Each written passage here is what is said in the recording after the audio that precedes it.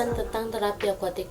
Terapi akuatik, lingkungan akuatik memiliki potensi rehabilitatif yang luas, mulai dari pengobatan cedera akut hingga pemeliharaan kesehatan dalam menghadapi penyakit kronis.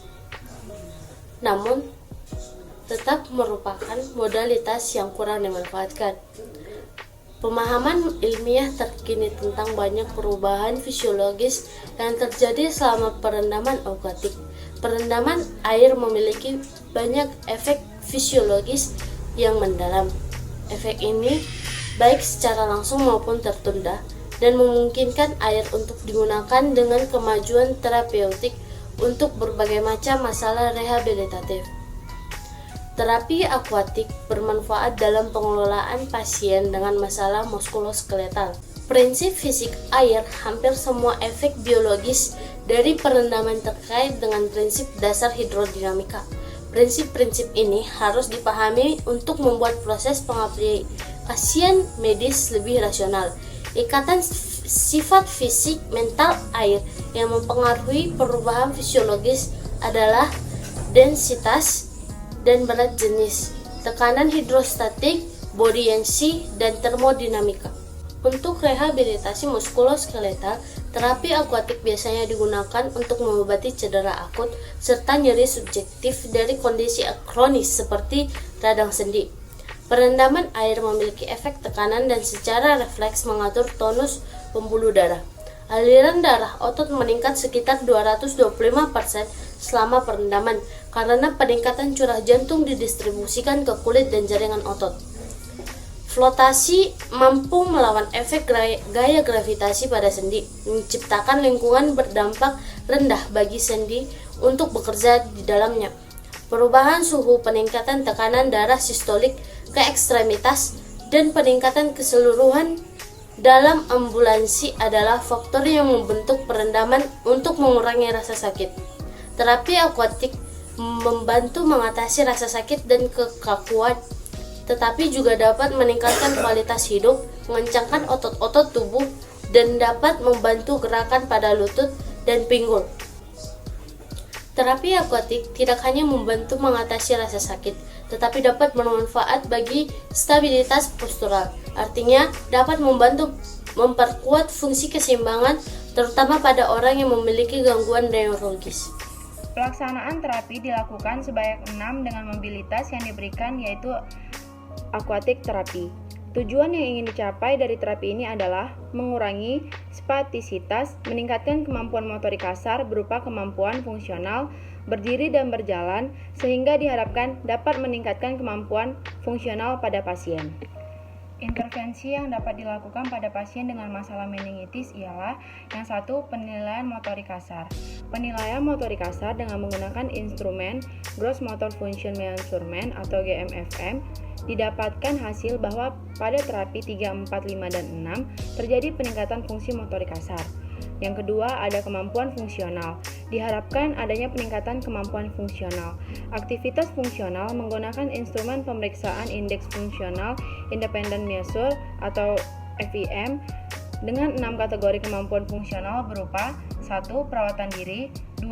Kontrol sphincter, 3. Mobilitas, 4. Lokomosi, yang kelima ada komunikasi, dan yang keenam ada kognisi sosial yang dievaluasi dari terapi awal pemeriksaan hingga terapi ke-6 dan belum terlihat adanya peningkatan kemampuan fungsional.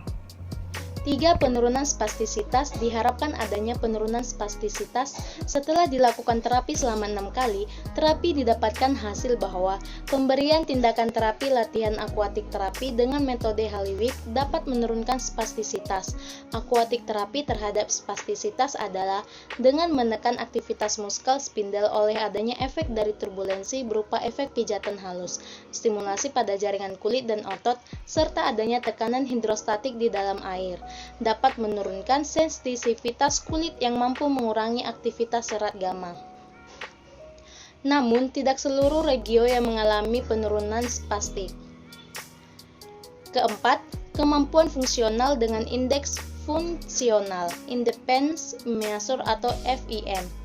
Diharapkan adanya peningkatan kemampuan fungsional dengan menggunakan indeks FIM, maka dilakukan terapi akuatik terapi serta latihan fungsional di dalam kolam renang dengan waktu yang singkat hanya 6 kali terapi serta latihan fungsional di dalam kolam renang serta minimnya kesempatan terapis atau FIM, dapat disimpulkan bahwa belum terdapat perkembangan yang meningkat dalam kemampuan fungsional pasien.